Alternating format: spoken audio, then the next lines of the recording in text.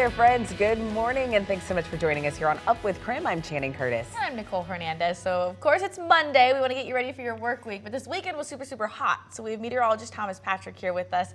Thomas, we want to know if it's still going to be super hot. It's going to be hot later on in the week, but we are getting a break from those hotter afternoon temperatures for today and tomorrow, thanks to a cold front that's moving through right now. But that's going to change a couple things weather-wise, not just in terms of afternoon temperatures, but the higher winds for today. That is the first thing you're going to notice stepping outside today, is that it is windy. And because of the dry and windy weather, we are under red flag warnings. High fire danger today for central and eastern Washington. Those alerts in effect until 11 o'clock tonight. But here's the difference temperature-wise. We're going to go from 97 yesterday and as hot as 105 in Lewiston to just mid-80s to maybe up to 90 degrees in most areas. So a much more comfortable, typical summer-like day, but that high heat is not going to stay away for very long. So like Thomas just mentioned, we will see some cooler temperatures today, but that heat is expected to return later this week. So with that in mind, it's important to, of course, listen to your body and know the signs of heat illness. Heat cramps can be the first sign something's wrong, like muscle pain and tightness, and that can quickly progress to heat exhaustion, which has heavy sweating and fatigue. But it's even more serious if you stop sweating. That's a sign of heat stroke, which can lead to confusion and seizures. Now, if you experience any of those symptoms, call 911 right away and try to stay in a cool place until help can arrive. Remove any excess clothing and start trying to cool down by any means possible. If you can, apply a cool, wet cloth to your neck, your head, and even your armpits. Those are the areas where we lose 70% of our body heat. Well, right now, about a third of the country is under some type of heat advisory, watch, or warning. Over the weekend, visitors flocked to Death Valley for a chance to experience record high temperatures. Temperatures there reached as high as 128 degrees at the Furnace Creek area of the valley. That's just 6 degrees cooler than the hottest temperature ever recorded, which was 134 degrees in July of 1913. Now, on the opposite end of the spectrum, much of the Northeast continues to deal with devastating flooding. In Pennsylvania, flash flooding killed 5 people, and now 2 children are missing. With the 5 deaths due to the floodwaters, the mass casualty incident like these, which we have never seen before, unbelievable, devastating to all the families involved. We are all grieving. Scientists say 2023 could be the hottest year since they started keeping track in the middle of the 19th century.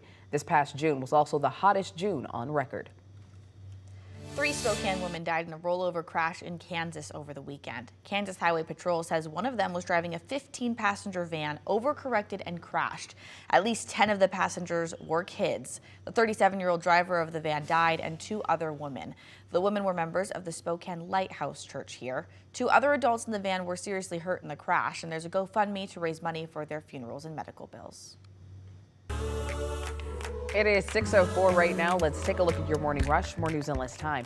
The search for a man who went missing in the Columbia River continues this morning. The man went missing in the area of Crescent Bar, just west of Quincy.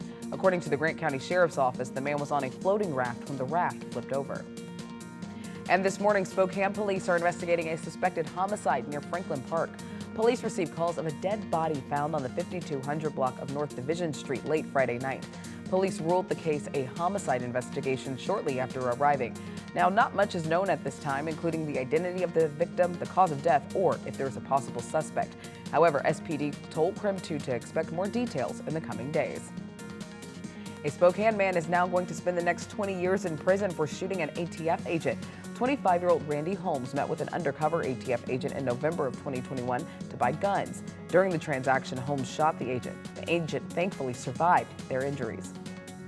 And 3 people were hurt in a house fire in Spokane on Friday night. Now, this happened in the Chief Gary area on the 2300 block of East Mission Avenue. 2 of the injured were treated at the scene, while a third had to be taken to the hospital. According to Spokane Fire, the fire caused about $100,000 worth of damage. And a Coeur d'Alene motorcyclist was killed in a crash yesterday near Hayden.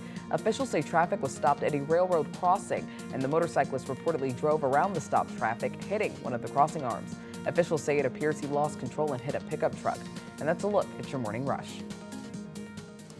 Our weather this morning is still quite mild as a result of the hot weather from this past weekend. A lot of our current temperatures are still 60s and even 70s in some cases. But with a cold front moving through right now, it's not our low temperatures that are going to make a big difference. It's going to be the high temperatures later on today. There's the location of that cold front now pushing into North Idaho, and really no rain or storms. This is a dry cold front passage, but some of the cloud cover is at most what we'll see out of it. That plus the windy weather as well. So again, the difference is in our high temperatures. Just mid 80s as opposed to upper 90s for today, but we are still expecting a completely dry and sunny day, but this time around just much windier than it was this weekend. And this morning we're live at Underhill Parking. Coming up in just a few moments, I get a chance to introduce you to a special basketball camp that's taking place here and what the kind of impact they're having on the community.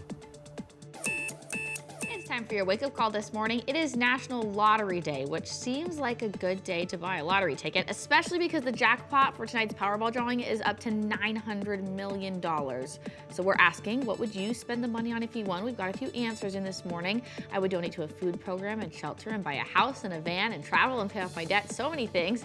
I'd probably donate a lot of it to charity, someone else saying, pay off their debt, buy a house with a 2-car garage and electric vehicles, buy houses for all of my friends, all some good stuff. I like that. Okay, but we gotta know, are the houses with all of your friends like on a commune kind of thing? Like would be all kinda- in one big land, all Yeah. the friends in one spot? I think that one's fun. All right, you continue texting us this morning at 509-448-2000. What would you do if you won the lottery?